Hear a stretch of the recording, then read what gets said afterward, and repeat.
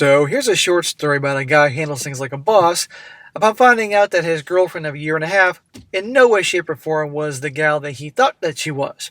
You're going to see that she claimed that she was pure, if you will, and didn't want to have any action whatsoever until they got married. And then a year and a half into it, you're going to find out that, well, she wasn't so pure, and he got rid of her right in the spot. And that'd be a great one to go over here, guys, making the point that if you get involved with a gal and she's pulling that I'm pure nonsense, or which we know is nonsense in the modern age, and wants you to wait nothing at all until marriage, and you obviously want to hook up, walk away.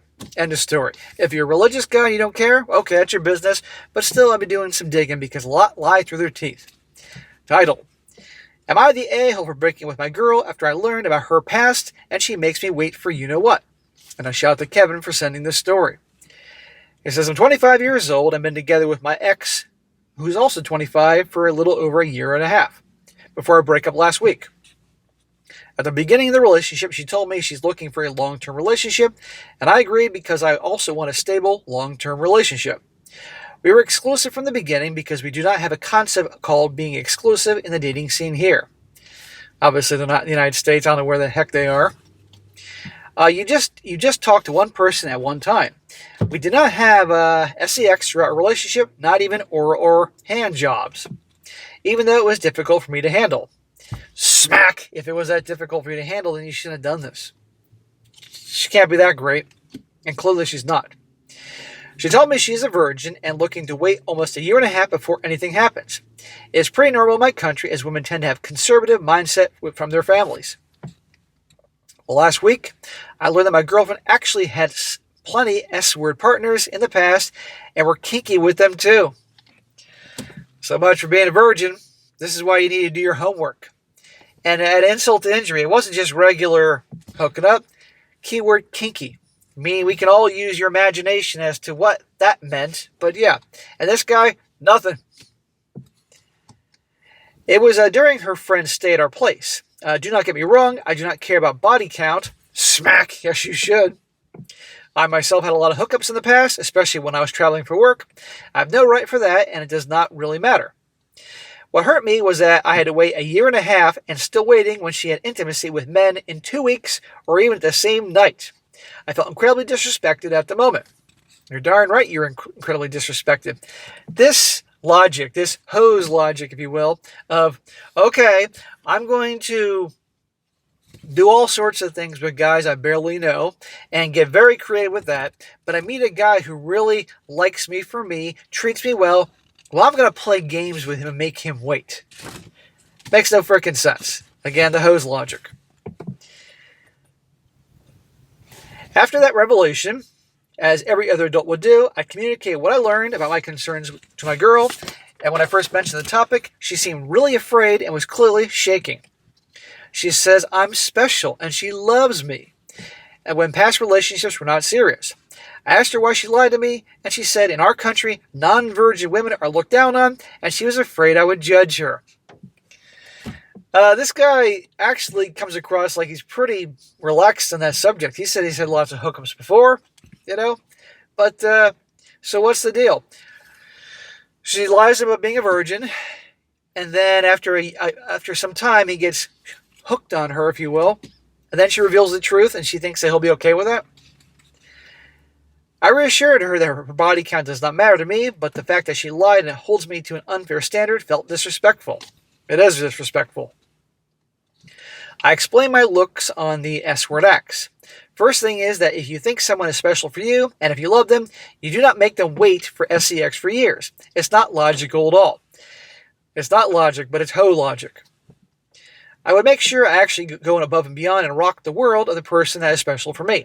Hell, I would even be willing to do things I have not done with any previous partner. Okay, and he would have done that for her because he thought he had somebody special. Well, she wasn't so special. She wasn't so special, and that's why so many guys treated her like she's not special. The second thing is that I explained to her that she put the truth on the table at the beginning of our relationship. I would not feel betrayed and disrespected like that. I felt like I waited a year and a half just to get disrespected when I was 100% on board with waiting otherwise, if that was not for the lie. Well, call me crazy, but I've been lived long enough. I think, honestly, in her mind, she knows she's shit. So She probably is one of these gals that is afraid of getting with a guy who actually treats her well because in her mind she's not worth it. Hence, lots of partners doing freaky shit who treated her like nothing. And so she's in a way sabotaging this, whether she realizes it or not. Because now he's going to get rid of her, and she has to go back to the guys that treat her like crap because that's what she thinks she's worth. I could be wrong, but that's what I think. Anyhow, it seemed like I was being settled for. You were. I told her our views on sex is different and we were not compatible and I wanted to break up. Good for you, man. Good for you. You should have been with her in the first place when she wanted to make you wait. She had a panic attack at that moment and started crying. Of course she did. Hobag Handbook Chapter 2. Wherever you live in the world, it all comes back to the Hobag Handbook. She even offered me any kind of intimacy with any kind of kink that I wanted at the moment, but I refused. This was last week. She was staying at my place, so it was not hard for her to get her clothes and small things and move out. He broke up with her and kicked her out. And notice all of a sudden, now she's willing to do whatever he wants to keep him. That's all she had to do at the beginning, and it would have been fine. I still get messages from her offering me intimacy and apologizing, and to be honest, I feel guilty. A lot of people are criticizing me for judging her past. I asked about it to my friends, and while girls can understand the ex-girlfriend's point of view and agree with her, all the men I've spoken to far and agree with my decision. Dear Reddit, am I the a-hole here? No, you're not the a-hole. No. Presently, you're not the a-hole. In the past, you're the a-hole for getting involved with this girl and going by her terms. Clearly this guy's been around the block, had his fun. He was like, all right, whatever, no big deal. But obviously it was a problem. And notice how he said that the girlfriends are agreeing with her because they understand the whole logic. Now his update here. He says, thank you all for your comments. There were many supporting my choice and many not. I called her and we had a long discussion and cleared up any misunderstandings.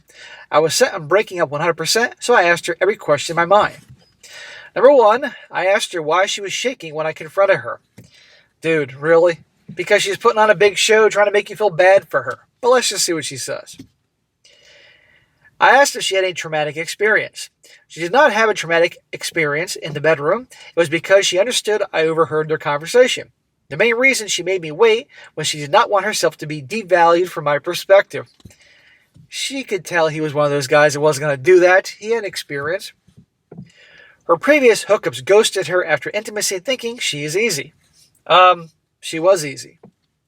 She thought I was special and wanted me to respect her more by not having intimacy for a while. The old testeroo, huh?